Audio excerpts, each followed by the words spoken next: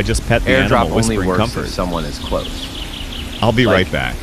In the driveway, close. As I stepped away, it didn't panic. Like, it knew I'd on be the back. patio, close. I raided our first aid kit and My spent hands most went of the day numb caring around for the it. poker. I didn't bring it back The to the TV house, as I popped, wanted the the mother to screen have a chance to flagged. find it. Not from power. Instead, I cleaned like it was turned cared off. for it, and kept it company. In the silence, I heard The it leg clearly. wasn't broken, but there was a A deep slow, gash. deliberate knock from The bear front also door. had a limp when he walked, 3 taps, understandably. not frantic, I figured not it might angry, be permanent. polite. Still, it seemed calm in Like my they presence. knew I was standing In a right way, I there felt a holding my connection to breath. it. We understood I one didn't another in a move. way that people I usually couldn't. didn't.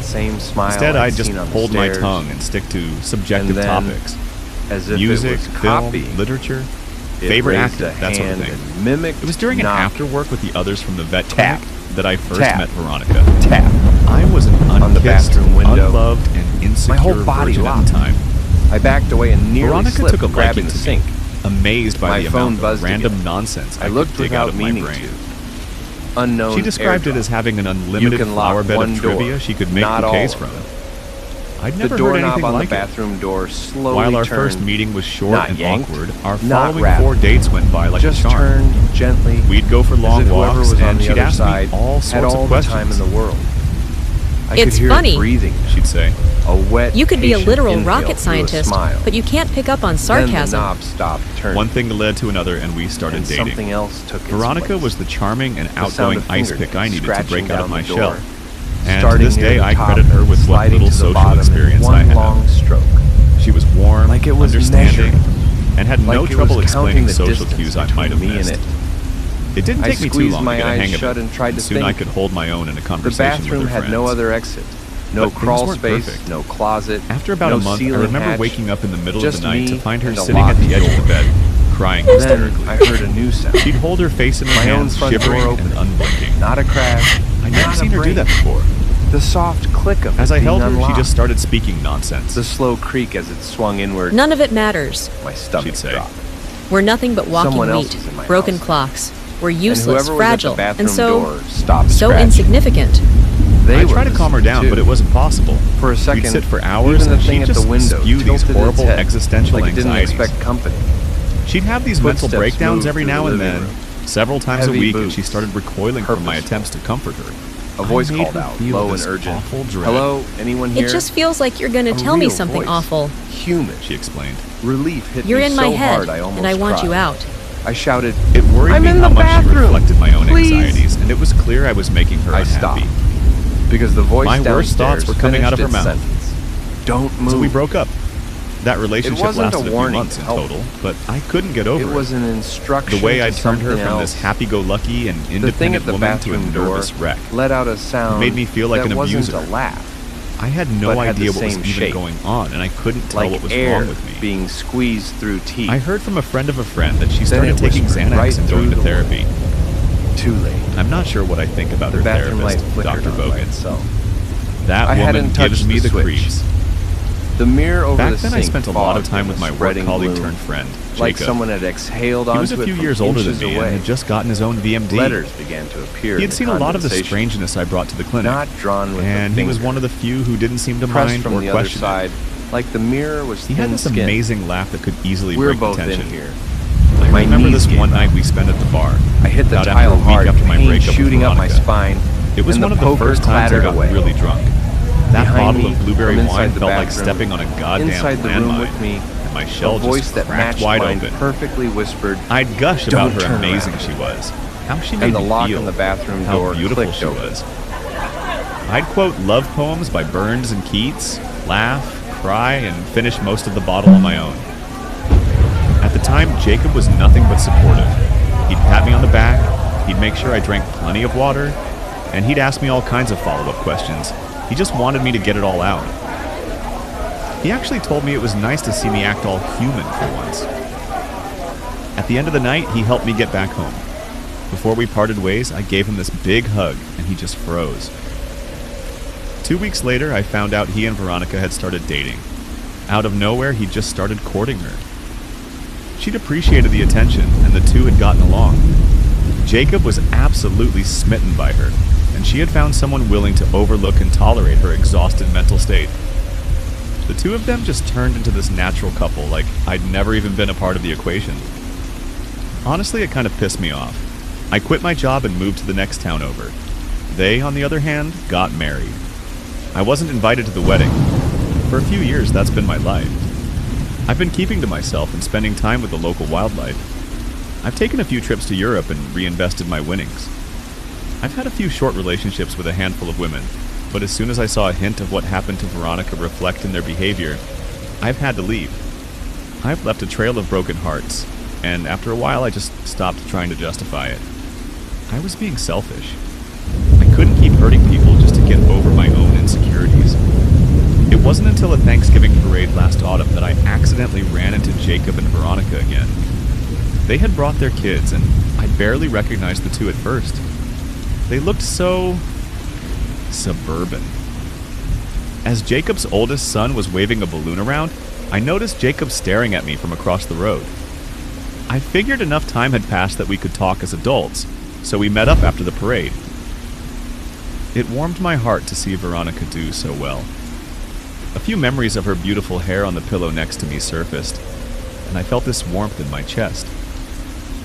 As she stepped away to help her kids use the restroom, Jacob approached me. He had this uneasy smile, something I'd never seen on him before. We shook hands, and his smile faded away. You want to talk to her? He asked.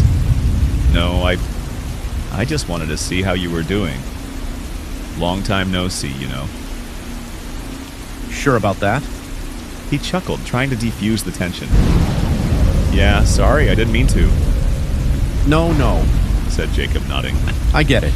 No worries, man. It's all history. He looked down on his hand, blinking. But if it's okay with you, he continued.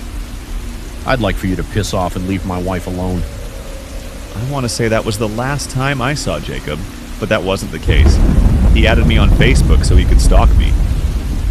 He'd send me long emails, talking at length about how he knew what I really felt for his beloved Veronica. It'd be these absurd, paranoid rants. He'd ask me about my dreams, about my intentions, even creepy private things like how I'd touch myself while thinking about her. That's my wife, he'd write. I know how you feel about her, and I'll wring your fucking neck if I see you looking at her like that again. At first I tried to calm him down, but after a while I just started blocking him. Everything I said just made him worse, and I was honestly getting worried. Once I saw him drive past my clinic in the middle of the day. Had he really taken time off work to drive to the next town over to check on me? For what? To make sure I wasn't screwing his wife? He started leaving notes. He'd call me at work and send letters. He'd get new email addresses and get past my filters. I honestly considered calling the police, and I told him as much. Huge mistake. A few months ago, I was out jogging down a nearby trail. I was listening to a lecture on 40s filmmakers and had blocked out most of the world. It is nice just to keep my mind busy. It helps me compartmentalize my anxiety.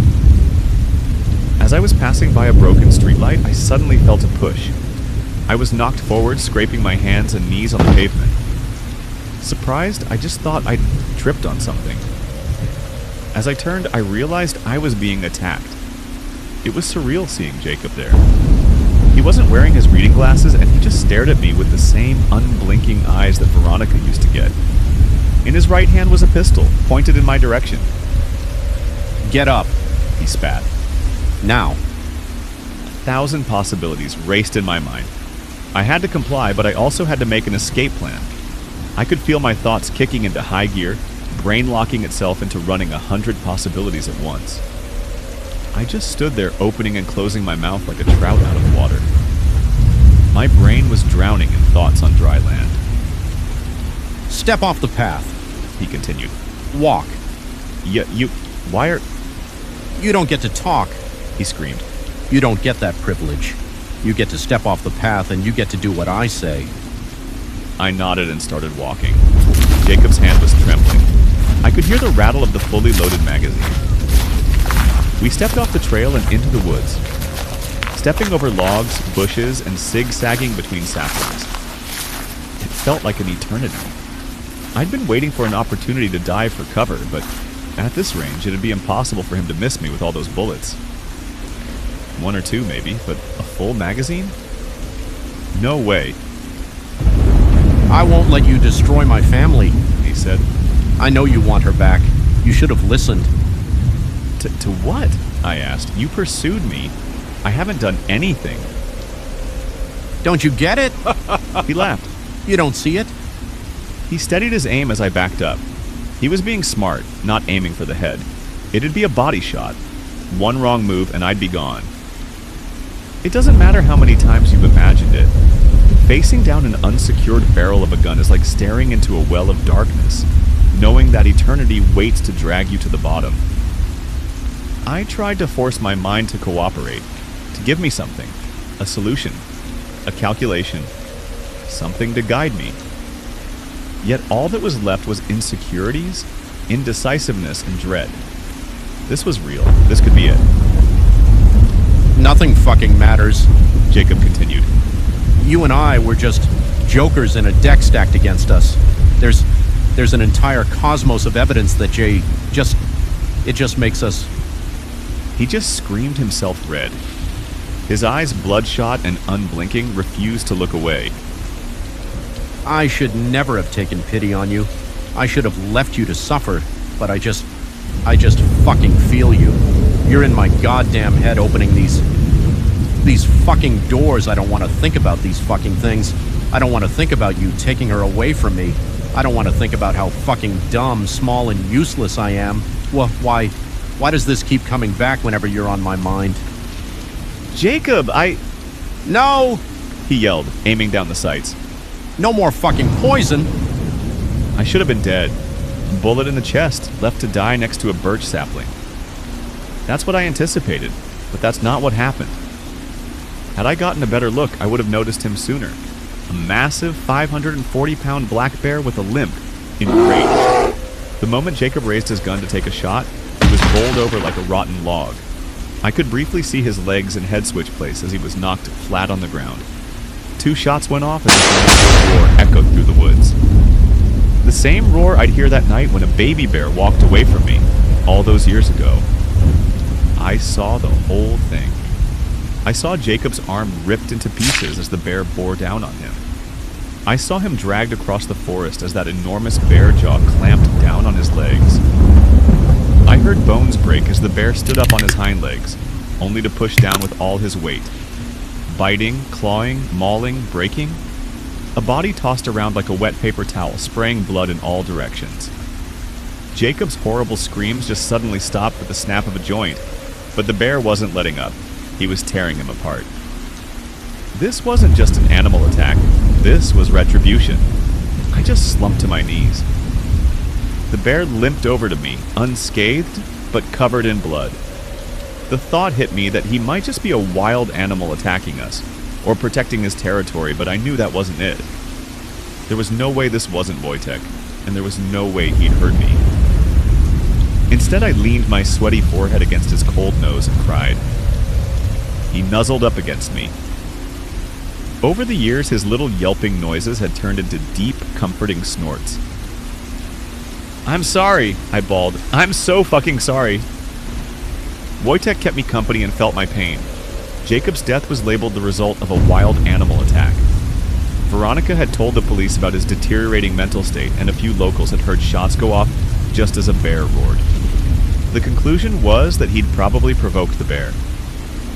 I didn't say a thing. There was no need to try and explain my involvement. There was no way they'd believe me anyway. I've tried to summarize my thoughts about this.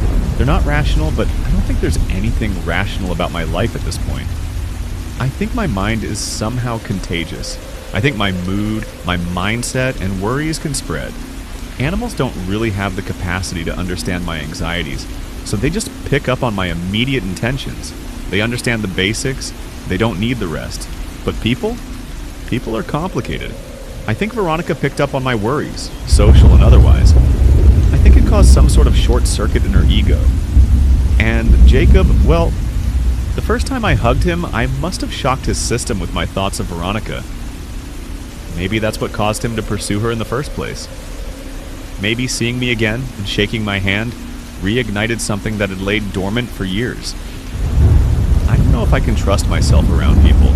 It is so much easier to write, to share things online. No one gets hurt. No one gets intrusive thoughts. You can just lean back and call bullshit on my story.